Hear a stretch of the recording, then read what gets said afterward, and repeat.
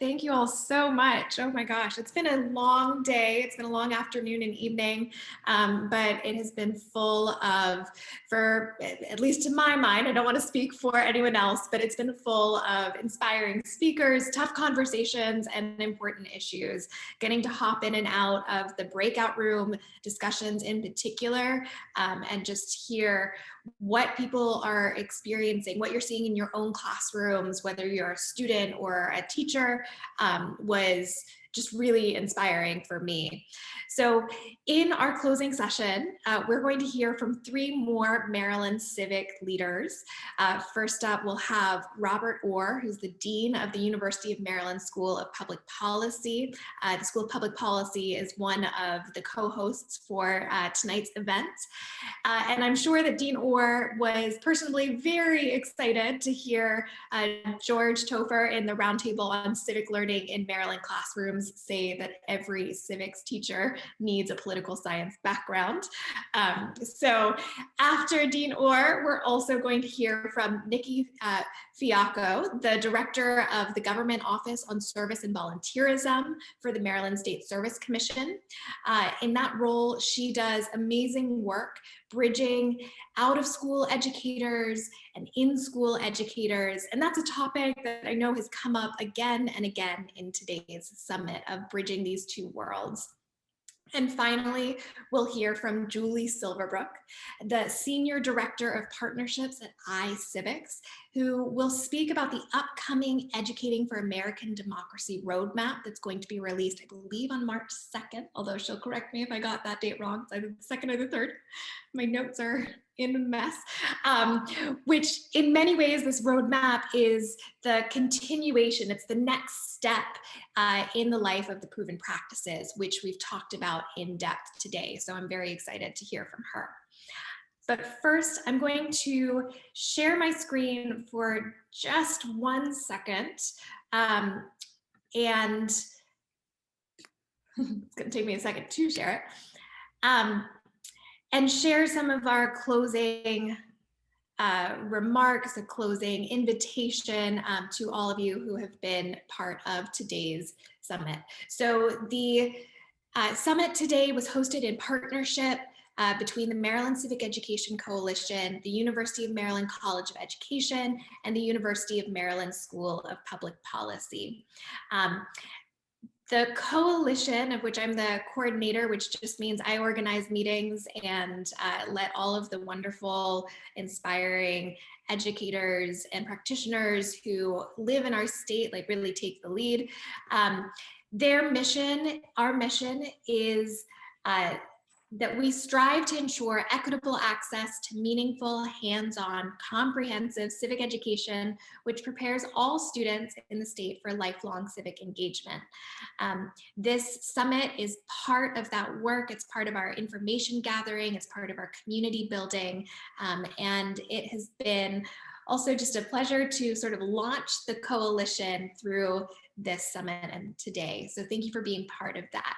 If you'd like to learn more about our work or join the coalition, you can go to mdcivics.org. Today, it's all filled with summit stuff, but very soon it'll be updated with future events, more information, resources, and this will move into kind of our archived past programming, which is very exciting. So apart from the University of Maryland College of Ed and School of Public Policy, we also have a range of members across the state. These folks have been in and out and playing many different roles in today's summit. They've been note takers, they've been speakers, they've been moderators and roundtable participants, and it's been a pleasure to work with them over the course of this year. So we do really invite everyone on this call to join us. We're a new group, we're getting started, we're figuring out what we want to do, and everything in this summit has really helped to shape our future programming. So with that, I'm going to stop sharing and pass it on to Dean Orr from the School of Public Policy. Thank you so much, Tasman. What a day. Thank you all for being here with us today. On behalf of the School of Public Policy and our colleagues at the College of Education at the University of Maryland and its illustrious Dean, Jennifer Rice, I want to thank everyone for participating in this important discussion. Civic health includes both political participation and community service. With the focus of our school's Do Good Institute on service and our Civic Innovation Center on participation in governing and political processes, the School of Public Policy is uniquely positioned to help shed light on where the needs and opportunities exist for improved civic health in the state of Maryland. The Maryland Civic Education Coalition is working to address a major gap in our understanding about how civics education and service learning are actually being implemented in Maryland schools. Under the leadership of our SPP faculty member, Nathan Dietz, the coalition later this year intends to launch a statewide survey of administrators and teachers to learn more about that gap in understanding.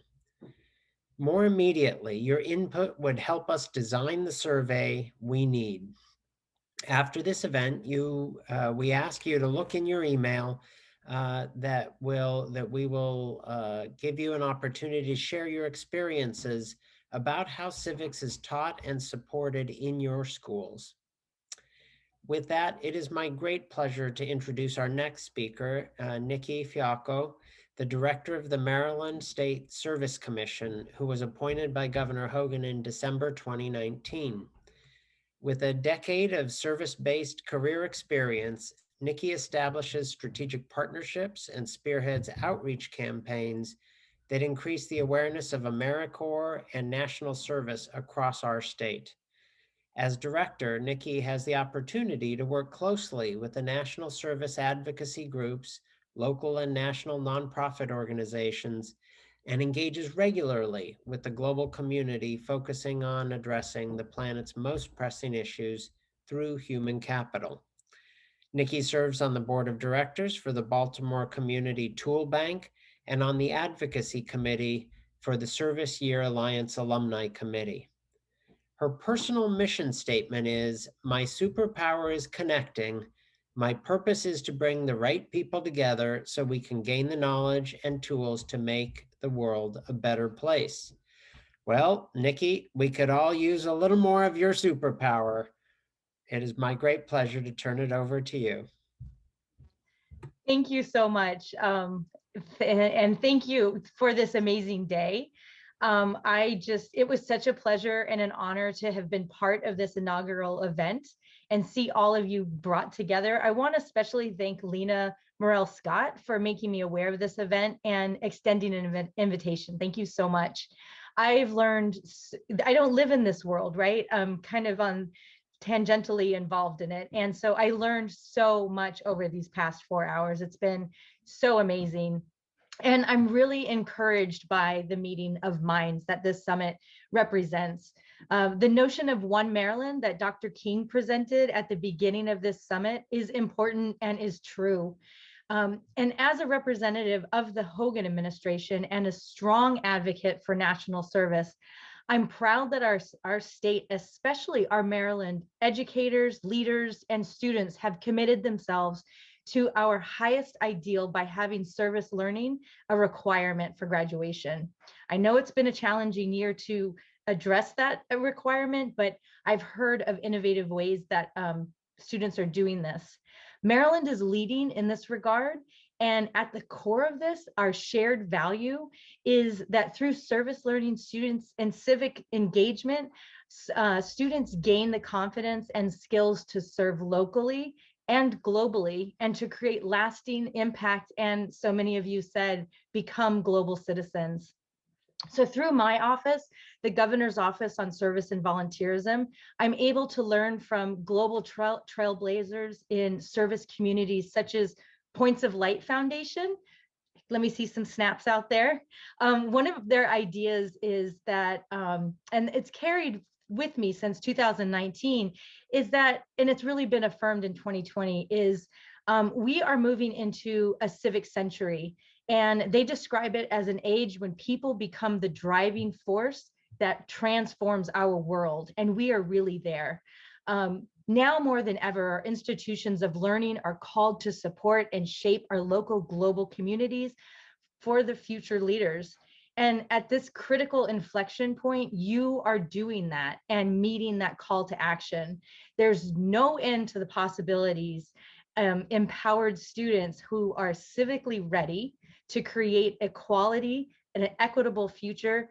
There's no stopping what they can imagine.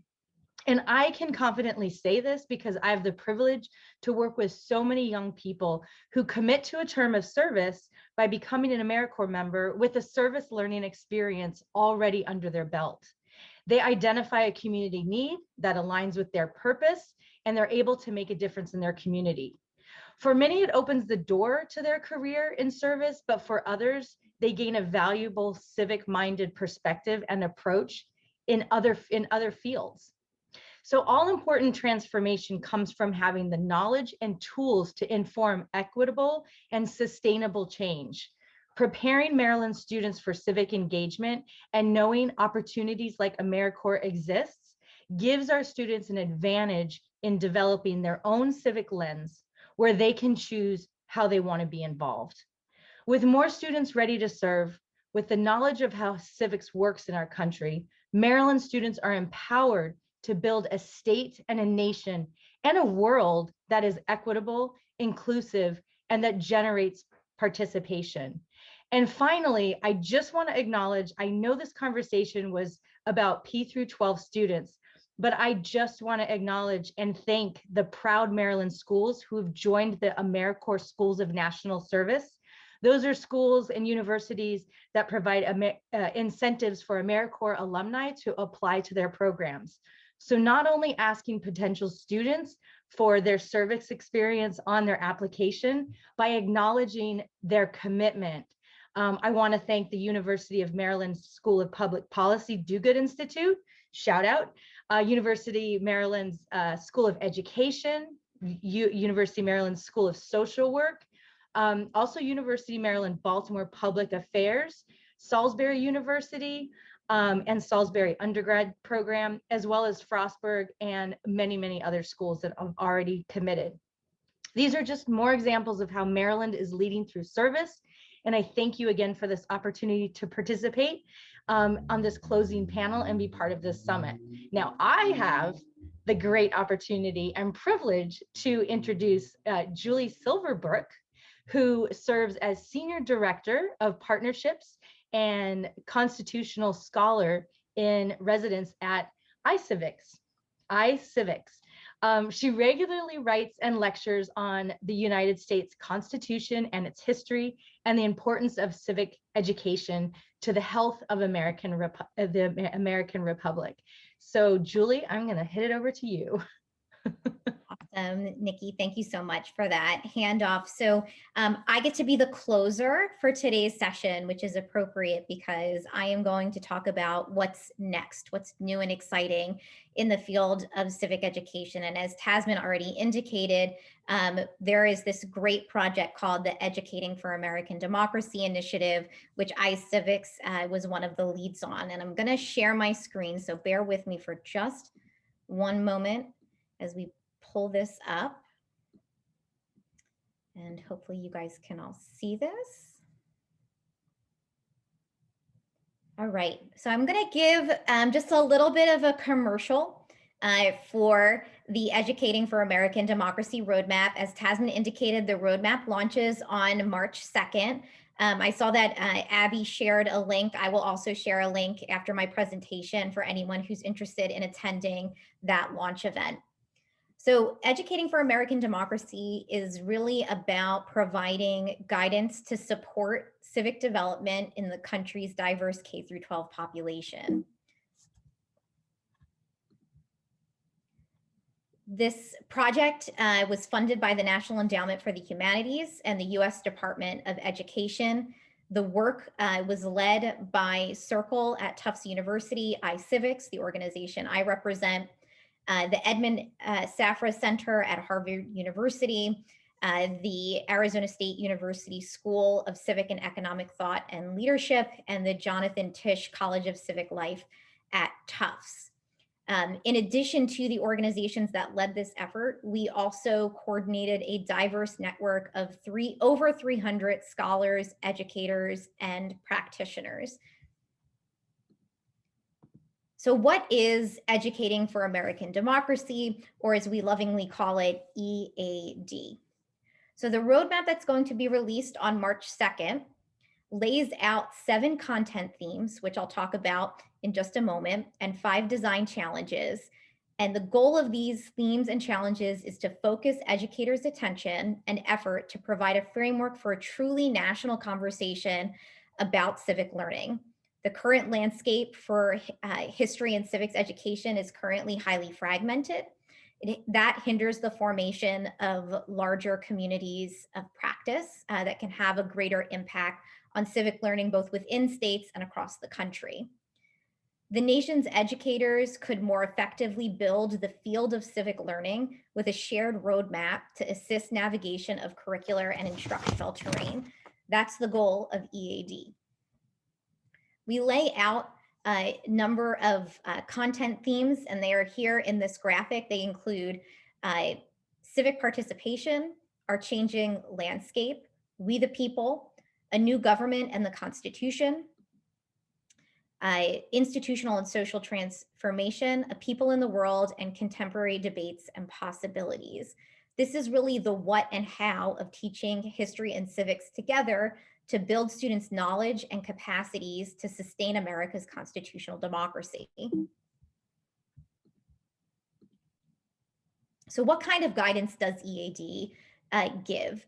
This is really an inquiry framework with some design principles that states like Maryland and districts like Montgomery County Public Schools, the district that I live in, they can use the roadmap to develop and deliver excellent history and civic learning.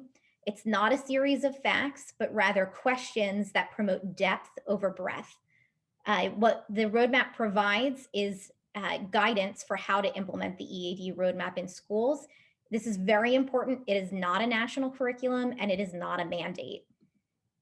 So why now? Our country is facing challenging times. It's very clear that we need to prioritize civic education. I think the events of January 6th, which have been talked about several times throughout today's summit, really underscore the need for civic education, historical understanding, empathy, unity, community ties, all of those things. Right now, our national priorities are not aligned with our needs. 9 states, thankfully not Maryland, have no civic education requirements. If you look at national spending for STEM education, that's $50 per student per year. In civic education, it's 5 cents per student per year. So it really gives you a sense of where we are as a country now in terms of how we prioritize civic education. So the roadmap, once released on March 2nd, can and will be used by teachers, school districts, or states to design instructional standards. They could also be used to revise existing instructional standards.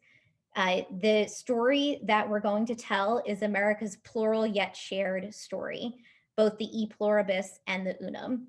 And what we want to do through this is tell a more complete and honest accounting of the past, both the good and the bad. As I said before, it's organized in 7 themes across 4 grade bands, K through 2, 3 through 5, 6 through 8, 9 through 12, and they integrate together both history and civics. It also includes pedagogy strategies for excellence in teaching. So this is a comparison between sample current state standards and sample theme from the EAD roadmap, which is a new government and the Constitution. So current state standards list historical events like the French and Indian War, the Stamp Act, the Boston Tea Party, Shays Rebellion. You should just know these facts. EAD doesn't get away from the fact that you need to still understand those historical events, but it frames things as guiding questions. So what were the experiences with the British government of the colonists, indigenous Americans, enslaved Americans, and indentured Americans? So it's bringing in some additional perspectives. How do we decide what is fair when we are part of a group? which European empires competed for territory in North America and why? As everyone on this call knows, it wasn't just Great Britain. And why did some colonists choose to become an independent nation while others remained loyal to Britain? This is a sample of what the roadmap looks like. This is theme 3, We the People. And it explores the idea of the people as a political concept, and it breaks things down into history thematic questions and civic thematic questions. And again, the goal of these questions are to focus on conceptual topics, and then from there to offer some degree of flexibility in terms of how states, districts, schools, and teachers would venture to answer some of these questions. So I think a great question that I would have loved to see some of the students who participated in today's summit dig into would be, what values, virtues, and principles can knit together we the people of the United States of America? Then there are a series of design challenges. As I said, there are 5 design challenges. One design challenge is this idea of balancing the concrete and the abstract. So how can we support instructors in helping students move between concrete, narrative, and chronological learning, which is important, and the thematic, abstract, and conceptual learning, like the question that I just asked? So what are our goals? We have ambitious goals. One is that we hope that through this initiative, 60 million students across the country will have access to high quality civic learning opportunities. This is where high quality is defined as excellence in teaching of civic knowledge, civic skills, and civic dispositions. And also a diverse supermajority will be actively engaged in earning civic learning credentials. We want to impact 100,000 schools to ensure that they are civic ready. That means they have a civic learning plan and resources to support it in place. They prioritize excellence in teaching of civic knowledge, civic skills, and civic dispositions. We want to reach 1 million teachers with an that will be EAD ready, which means they will have received excellent pre and in-service professional development. And that's it. I would just say, please come and learn more on March 2nd. I know that was a lot of information and we're slightly over time, but I want to be respectful of everyone's schedules. I'm sure people want to get some dinner. But I am happy to answer any questions about EAD. I'm going to drop my email address in the chat box here. So please feel free to email me, especially if you want to attend the March 2nd event. But this is really an exciting time for the field. And so for folks who, this is their first time getting involved in civic education and engagement, for others who have been here for a long time, it's an exciting moment, right? If we could get 100 million teachers to sign on to EAD, reach 100,000 schools, 60 million kids, I mean, that's really extraordinary. So I would invite everyone to come on this journey for us. We think Maryland is a really big piece of the national puzzle for re-emphasizing civic learning. So I just want to thank Tasman and Jessica and UMD and Lena and all of the amazing people who I have the privilege of working with on an almost daily basis these days at the Maryland Civic Education Coalition. It's an amazing effort. So if you're not already a member of the coalition, this is my pitch. Please join the coalition. It's an amazing group of people. And I hope you got a sense of that today at the summit. Thanks so much, everybody. Thank you so much, Julie.